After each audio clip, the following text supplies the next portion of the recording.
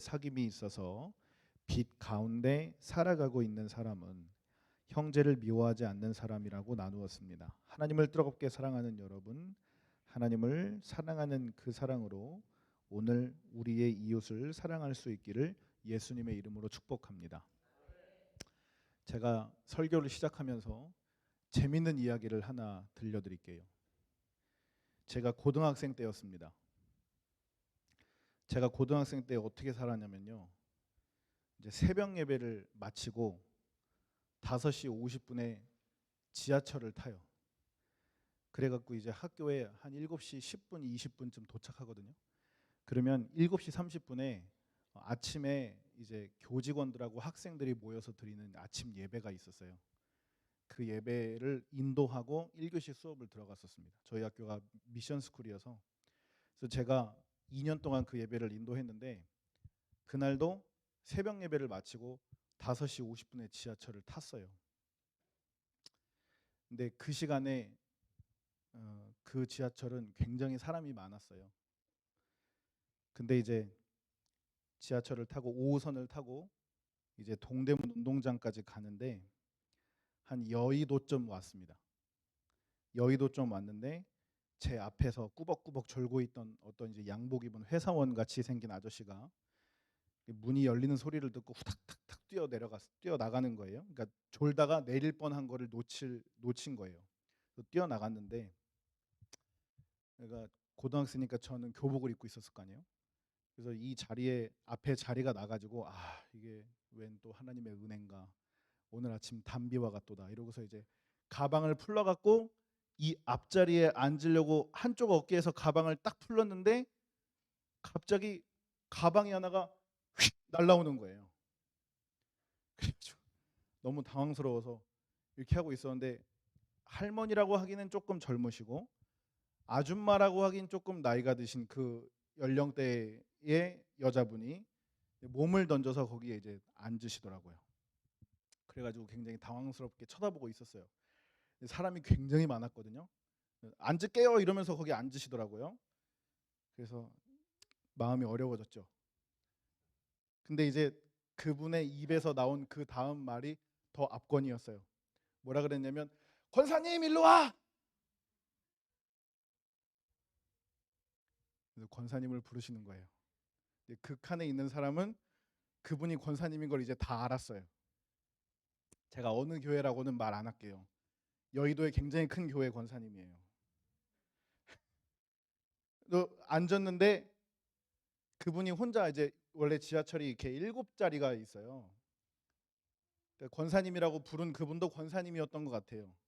그 권사님이 앉으시더니 권사님 이리 와 그러더니 이제 자기 앞에 세울 줄 알았더니 좀 이렇게 낑겨서 탑시다 이러고서 7명이 앉아야 될 자리에 여기 그 권사님을 앉히시는 거예요.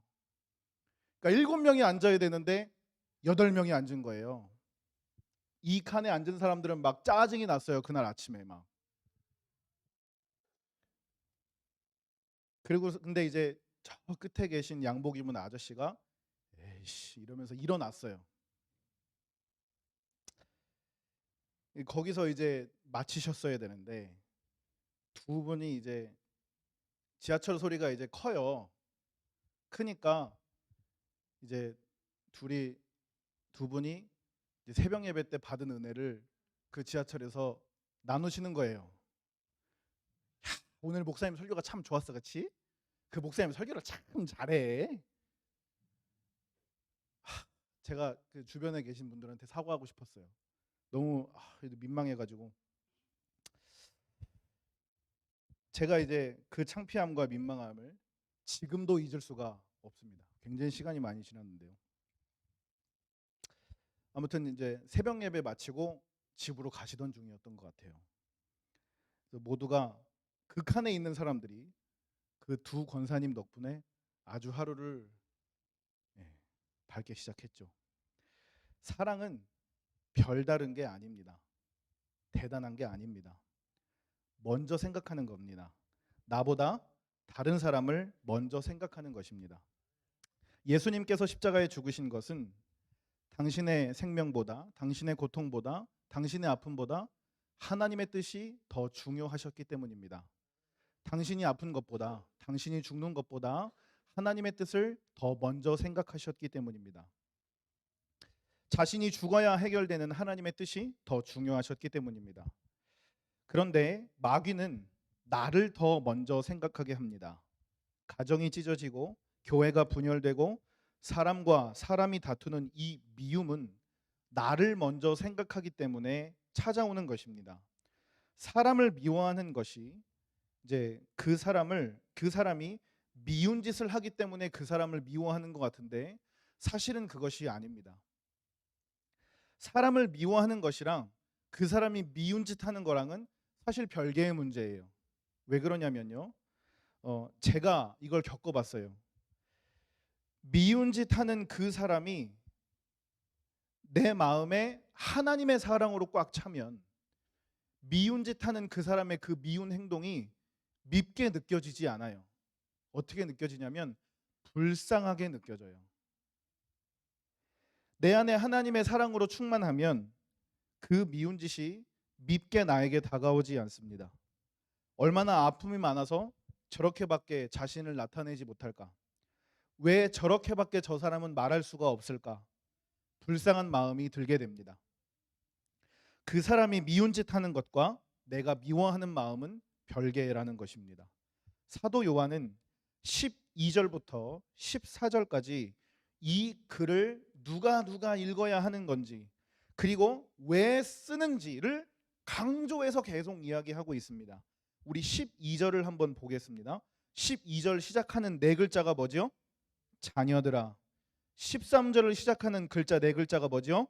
아비들아. 그리고 중간에 보면 청년들아. 그리고 14절을 시작하는 말이 뭡니까? 아이들아. 예. 그리고 14절 중간에 보면 또 아이들아 다음에 아비들아 또 있고요. 청년들아라는 말이 있습니다. 이 네 가지 그룹이 무엇을 의미할까요? 누구나 다 들어야 된다는 것이죠. 자녀들이든 아비들이든 청년이건 아이들이건 늙은이들이든 누구나 다 이 말씀을 들어야 한다는 것입니다. 누구나 다 이 말씀을 읽어야 하는 것이지요. 그렇다면 이 미움의 문제가 자녀들에게, 아비들에게, 청년들에게, 심지어 어린 아이들에게 박혀 있는 사람의 모든 공통적인 문제라는 거죠. 우리 12절을 좀 자세히 보겠습니다. 자녀들아, 내가 너희에게 쓰는 것은 그러니까 이게 무슨 말이냐면요. 자녀들아, 너희가 다른 사람을 미워하지 말아야 하는 이유는 여기에 있는데 너희 죄가 그의 이름으로 말미암아 사함을 받았음이요. 그러니까 자녀들이 이웃을 미워하지 않아야 되는 이유는 그들이 예수 그리스도의 이름으로 죄를 사함 받았기 때문이죠. 13절 보겠습니다. 아비들아 내가 너희에게 쓰는 것은 그러니까 아비들아 너희가 다른 이웃을 미워하지 말아야 하는 이유는 너희가 태초부터 계신 이를 알았으며 청년들아 너희가 이웃을 미워하지 말아야 하는 이유는 너희가 악한 자를 이기었습니다. 아이들에게 아버지를 알았기 때문에 하나님을 알고 마귀를 이긴 너희들은 이제 더 이상 누구 미워하면서 살지 말아라. 누구 싫어하면서 살지 말아라 라는 것을 강조하고 있는 것입니다.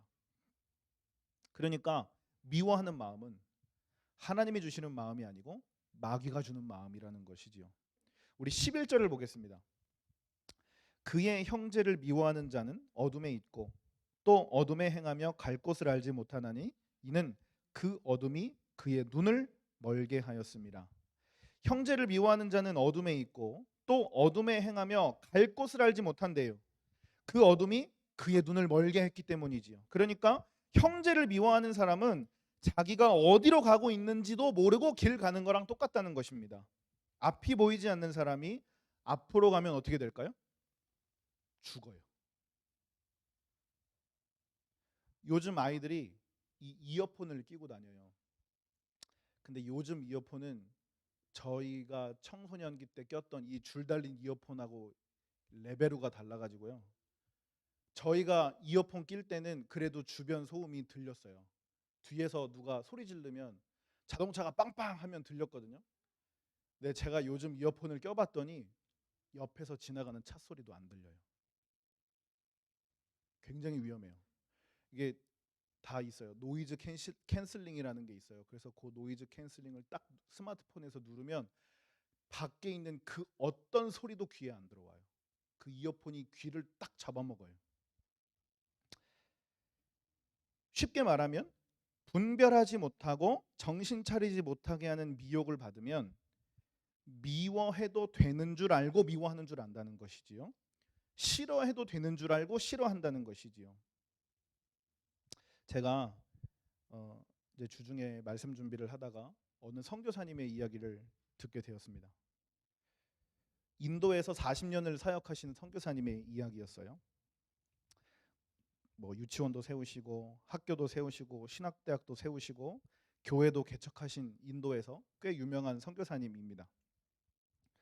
근데 이제 안식연겸 해가지고 귀국을 하셨어요. 건강도 하도 많이 막 온 몸이 다 아프다는 신호를 보내가지고 건강도 고칠 겸 이렇게 좀 쉬실 겸 한국에 들어오시고서 무릎 수술이랑 뭐 이런 것들을 다 마무리하시고 이제 내일이면 이제 출국을 해야 되는 거예요. 근데 이제 오늘 출국하기 전날 새벽 예배를 이제 드리다가 하나님 저 이제 내일 인도로 갑니다. 그러는데 갑자기 너무 이렇게 뭐라고 해야 되지? 측량하지 못하는 두려움이 이 선교사님의 마음에 찾아온 거예요. 다시 그 인도를 가야 되는 생각에 눈앞이 캄캄해지게 된 겁니다. 그 무더위를 다시 또 겪어야 되는가? 에어컨 안 나오는 그 차를 난 또 타야 되는가? 그 먼지 구덩이 시골 마을들을 난 또 다시 걸어 다녀야 되는가? 면허가 없는 사람의 차를 난 또 얻어 타야 하는가? 그러니까 이런 이야기들을 또 이런 것들을 겪을 생각을 하니까 또 이렇게 덜컥 겁이 나서 하나님한테 여쭈었답니다. 그 새벽에. 저 꼭 가야 됩니까? 이제는 굳이 안 가도 되는 거 아닙니까? 제가 학장인 신학교도 제가 없어도 될 만큼 잘 돌아가고 있고 지금 하나님이 세우라고 해서 세운 여러 교회들도 현지인 목사들이 잘 목회하고 있고 하나님이 허락해 주신 많은 사업들도 이제 굳이 제 손이 닿지 않아도 이제 멀쩡하게 잘 돌아가고 있는 거 하나님이 더 잘 알지 않으십니까? 근데 제가 꼭 그 고생하러 또 거기 가야 됩니까? 안 가도 된다고 한마디만 해주시면 제가 그 즉시 선교 내려놓겠습니다. 힘들어서 이제는 못하겠습니다. 라고 하나님 앞에 이제 푸념을 하셨다는 거예요. 그 새벽에. 그랬더니 주님이 이 선교사님에게 그 즉시 한 가지 마음을 딱 주시는데요. 그게 주님의 음성처럼 본인에게 다가오셨대요. 무슨 마음을 주시냐면 그래? 그럼 너가 철수하니까 나도 철수할까? 네가 그만두니까 나도 그만둘까? 네가 인도 떠나니까 나도 인도를 떠날까? 갑자기 앞을 볼 수 없을 정도로 눈물이 쏟아지더랍니다. 주님이 그 땅을 사랑하시니 주님이 그 사람들을 사랑하시니 저도 끝까지 사랑하겠습니다. 주님이 끝까지 사랑하셨던 것처럼 저도 끝까지 사랑하겠습니다. 주님이 그들을 끝까지 안타까워하시니 저도 끝까지 안타까워하겠습니다. 주님이 아직 그 땅에 계시니 저도 그 땅에 있겠습니다. 그러면서 다음 날 인도로 떠나셨답니다. 그리고 그 다음 인도에 도착하고 나서 그 다음 날에 돌아가셨어요. 서울 마포구 합정동에 양화진이라는 곳이 있습니다. 이것은 선교사 묘역이에요. 그 양화진에 가면요. 100주년 기념교회에 먼저 갑니다. 그래서 거기서 봉사하고 계시는 그 100주년 기념관 성도님의 설명을 들어요. 그리고 양화진 묘역 한 1시간 정도 코스 되는데요. 그 코스를 쫙 돕니다. 그러면 별의별 무덤이 다 있어요. 태어난 해와 죽은 해가 똑같은 선교사인 무덤이 있어요. 그러니까 엄마 뱃속에서 태어나갔고 바로 죽은 거예요. 그런 아이들이 굉장히 많아요. 그리고 3대가 같이 묻혀 있는 선교사님 가정들도 굉장히 많고요. 예, 우리나라에 오셔서 채 1년도 되지 않아서 돌아가신 선교사님들도 굉장히 많습니다. 거기 가면 막 진짜 좀 이렇게 코끝이 찡해져요. 그리고 그렇게 쭉 한 바퀴 돌고 그 이제 양화진 순교 기념관에 딱 들어오자마자 보이는 문구가 있는데 한번 띄워주실래요? 보구나. 스페이스를 눌러주세요. 보구나. 너 얘기하는 거야. 화면을 띄워주세요. 제가 PPT 준비해놨어요. 예. 하나님이 조선을 이처럼 사랑하사 라는 말이 딱 있어요. 들어가자마자 어휴 추워라 이러고서 딱 들어가면 저 말이 딱 있어요. 그러면 이제 형용할 수 없는 눈물이 막 나는 거예요. 이제 그 앞에서. 하나님을 사랑하는 마음으로 내 이웃을 사랑하며 오늘 나에게 허락하신 이웃을 사랑하는 저와 여러분이 되기를 축복합니다. 그 사랑으로 오늘 우리에게 허락된 이웃을 사랑하는 우리 교회가 되기를 축복합니다. 우리가 저거 하려고 티켓 파는 거잖아요. 오늘도 우리 사모님이 비전스쿨에 열심히 티켓 파셨어요. 그래서 다 팔았어요. 저기 65매 남았대요. 오늘 다 해결하시기를 바랍니다. 우리 중고등부 학생들은 하나씩 가져가시고 우리 중학교 1학년 이상 되시는 분들은 2개씩 가져가세요. 그리고 토요일 날 잘 돈 내세요. 중고등부에서 사주지 않을 거예요. 네. 우리가 그런 마음으로 티켓 판매하시고요. 그런 마음으로 물품 모아주시고요. 그런 마음으로 사람들도 모아주시고요. 그런 마음으로 충성하는 저와 여러분이 되기를 주님의 이름으로 축복합니다. 사랑은 어려운 게 아닙니다. 되게 막 심오하고 깊고 어렵고 난해하고 이거 아닙니다. 그냥 그 사람 먼저 생각하는 겁니다.